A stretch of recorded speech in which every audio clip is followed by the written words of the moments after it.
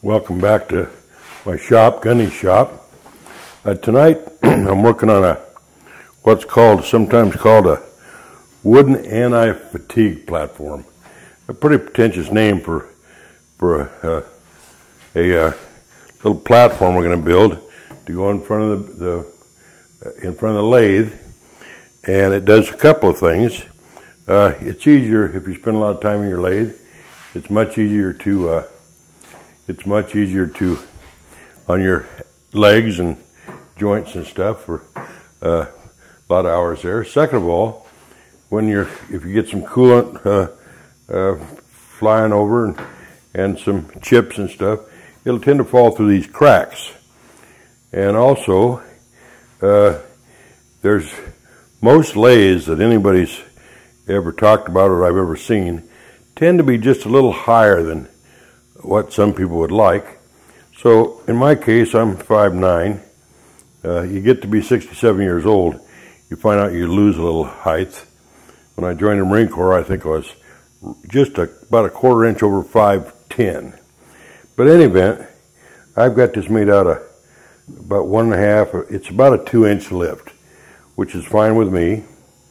Now, if a guy needs a little more height, you can put 2x4s on edge and give yourself about a 4.5-inch lift. Or you can use 2x3s for your frame. Now this frame here, by the way, I've cut everything on my chop saw back here, every cut. Now I cut the frame that goes around the bottom here. Like I say, this out of 1x2s.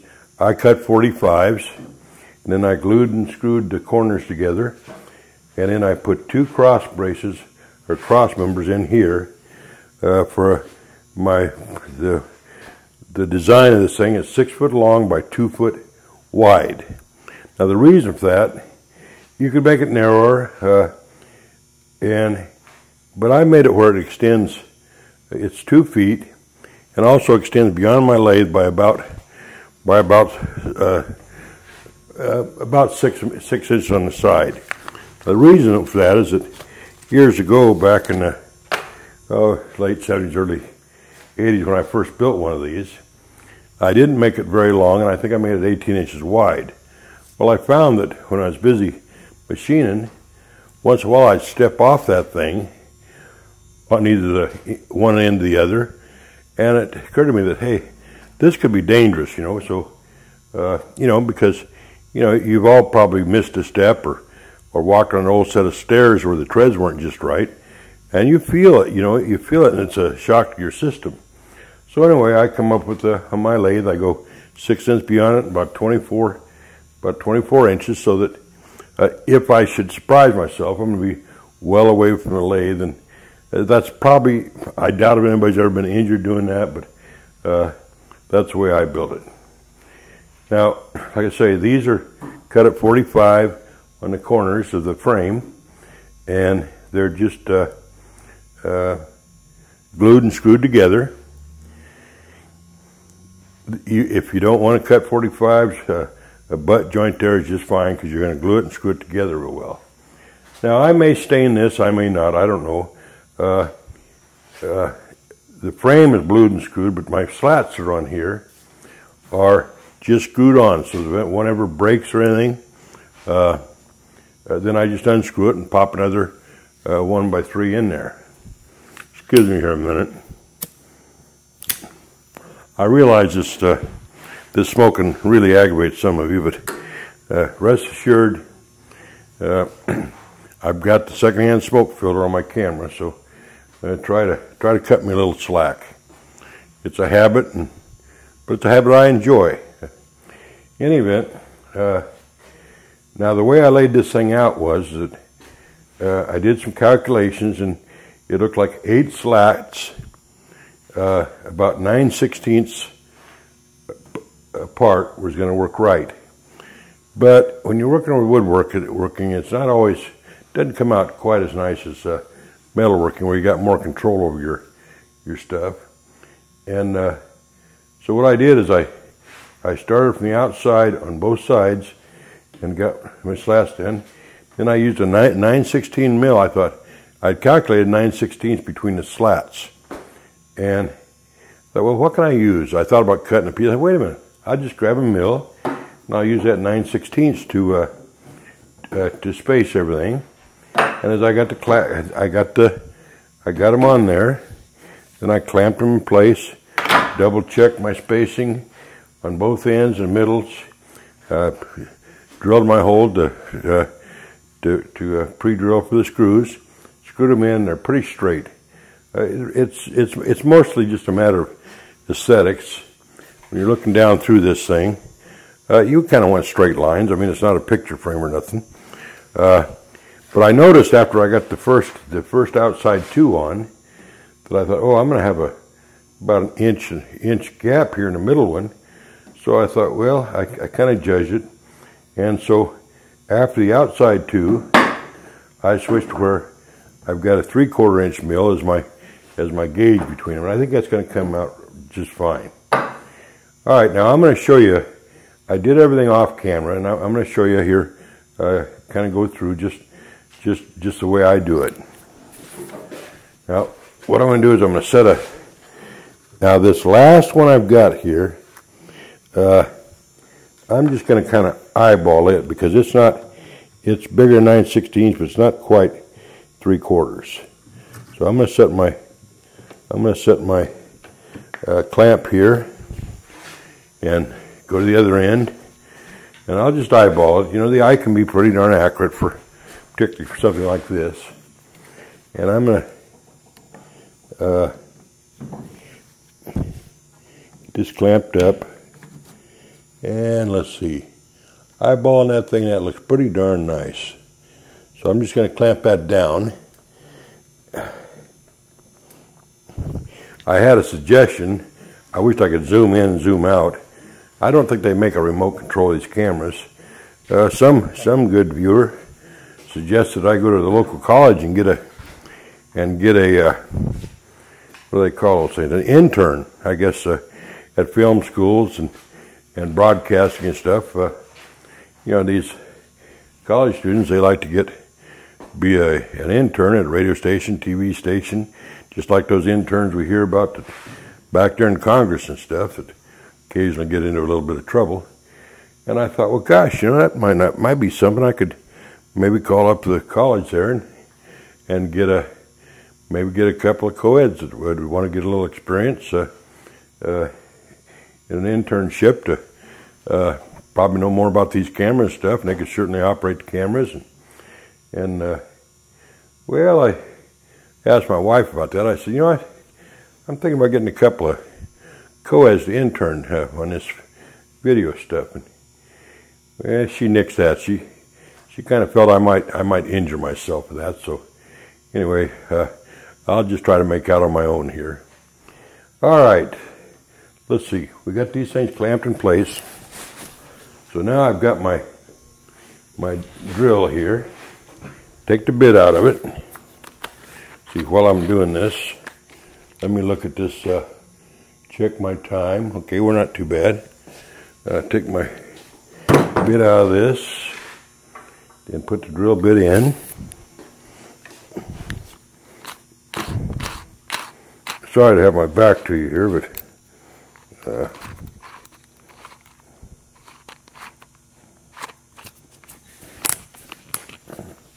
I know this is kind of basic stuff, but I've noticed in some of the discussion groups there's talk about, well, should I go out and buy a rubber one of these or something made out of fiber or something? But, well, I'll just show people that it's real easy to make it. I think I bought, the bottom is just Douglas fir, kiln-dried Douglas fir, and then for the top I just bought a pine. And it's fairly clear. It's not free or anything, but it's structurally sound. And I think I got an entire project here, and I've got enough leftover lumber. I think maybe you can see this. I got sawhorses set up over here where I laid all my lumber, and I've got enough left over here to make a nice little simmer platform. Only it'll probably be about 4 or 5 by 2 to put in front of my mill. All right, so let's drill these pilot holes.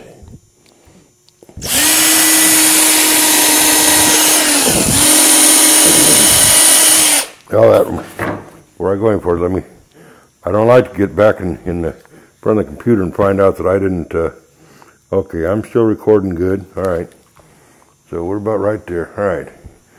Now, I carefully move this one over because this is right in front of where I want to put the, I just carefully move this one over, clamp, so it's out of the way so I can drill this other hole. Right. By the way, with my arthritis, I've come to really love these little hand clamps. They're pretty easy to do.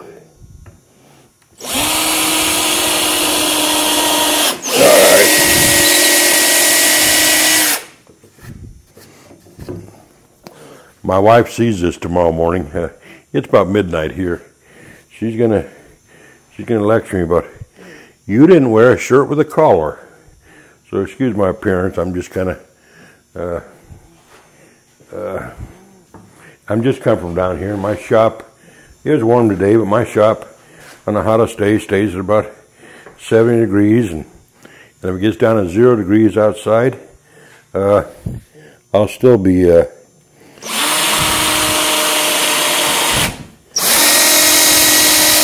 about no more than about 55 in this well-insulated shop. I've got a heater, so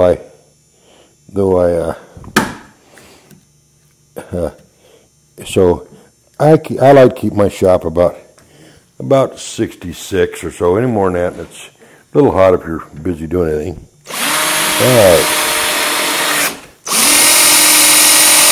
Now eyeballing this thing again, I'm straightened up, so now get these last 4 pilot holes, and we'll screw this thing together.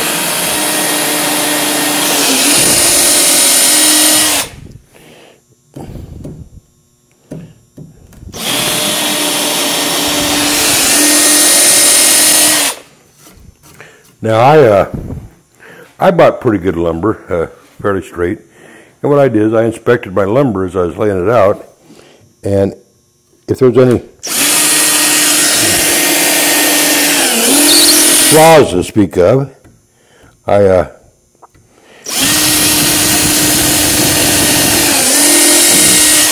turned those down. And like I say, tomorrow I may stain this, I may not. In the past I haven't done that because for many years I've used a water-soluble solvent or a coolant lubrication my lathe, and just the greasing oil to get on it seems to protect it.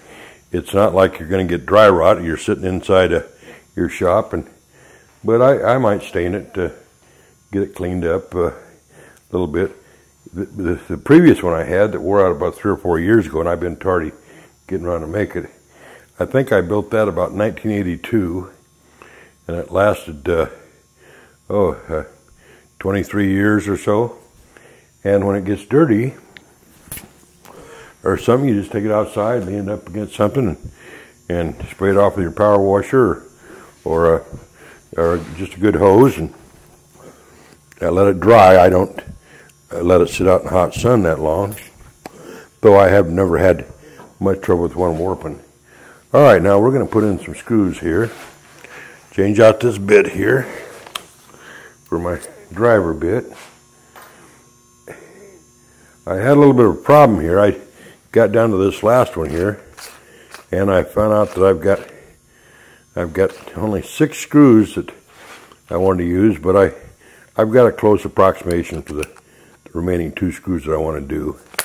They're not exactly the same, but it's not worth a trip down there. All right, so let's get these screws in here, and boy, I can't say enough about these. I've got sons that are, well, I've got 3 sons, 4 sons. One son's a commodities trader and living in Ireland. The other 3 boys are all contractors, or my oldest son is a regional director for a regional manager for the Northwest for the 2nd biggest home builder in the country. Anyway, they know a lot about stuff. And I said, Dad, you need a good battery operated drill. And I'd been through the happy homeowner stuff and that. And so Christmas he showed up with a real nice this little Delta, and it came with 2 batteries, and it just around the shop here it just works so good.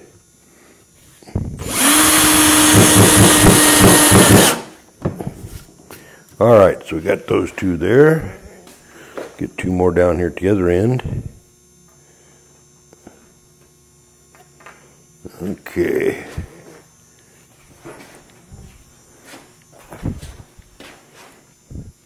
By drilling these pilot holes, you want to drill not quite as big as the screws you're using, but big enough so you don't get.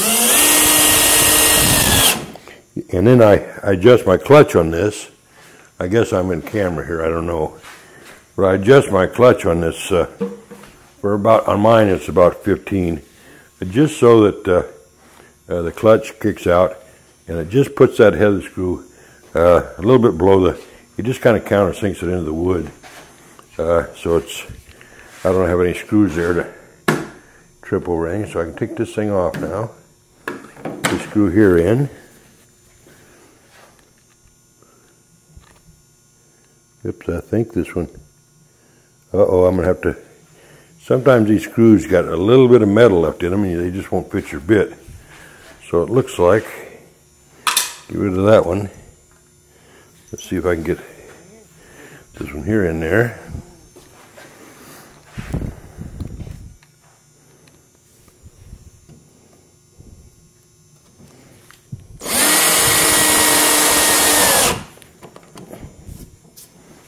Okay, now get one more. Got those 2 down there drilled. I got this one here to do. All right, now get 3 of these substitutes. Of course, it takes a little bit different bit here, so let me swap that out real quick.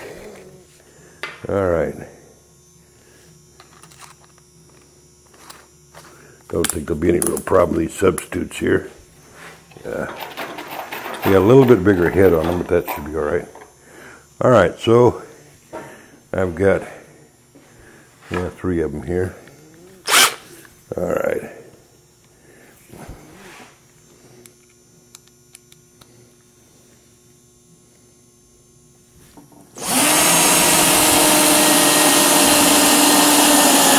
It looks like that worked just right. And nobody's going to notice that besides me.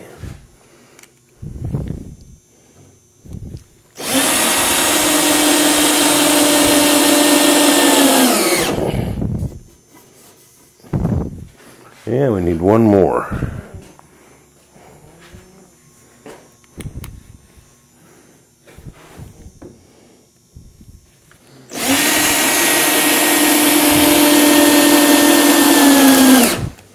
Now I'll take a quick look here, make sure I got all my screws everywhere. Oh, how did I miss one over here? I need one on that end there. No, I got it there, All right, so let me move these tools out of the way. And I don't know exactly. I know these things aren't real heavy, but we'll just see if I can move this into place and give you a little picture of what it looks like when it's done.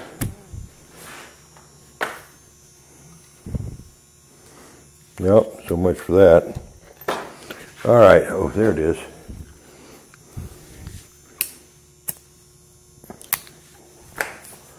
Okay, get the tools out of the way. And I'll put these. I found out as I got a little older, I've got to put my tools back promptly. So once I go off camera, I'll put all these tools back where they go.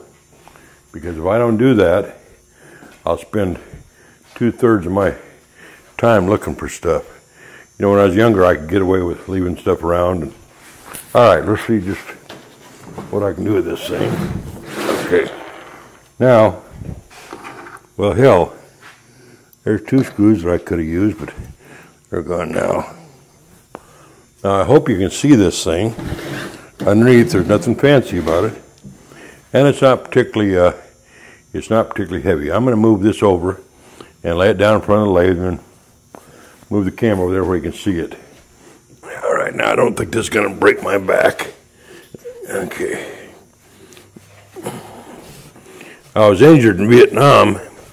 I had a back, and my lower back, among other things, were kind of screwed up. And but I'm all right as long as I don't bend down and lift something over about 30 pounds. My guess is this thing with kiln drying wood is probably no more than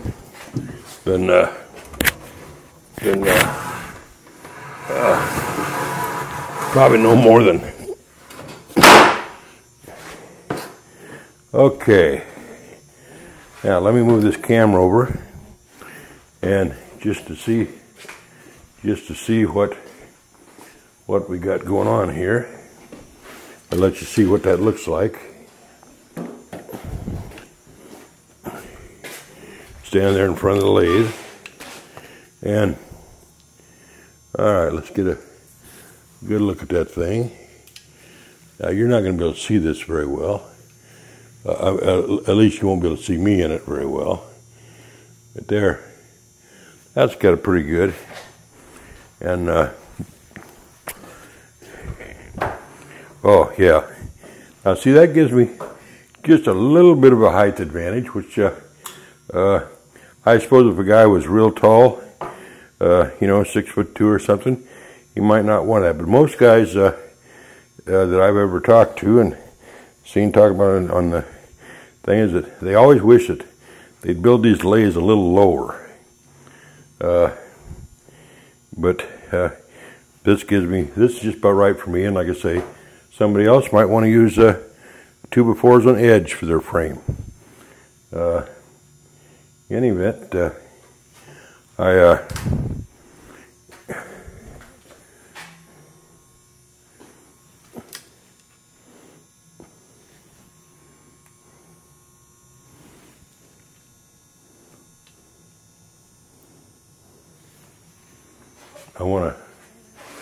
want to thank you for watching this little video.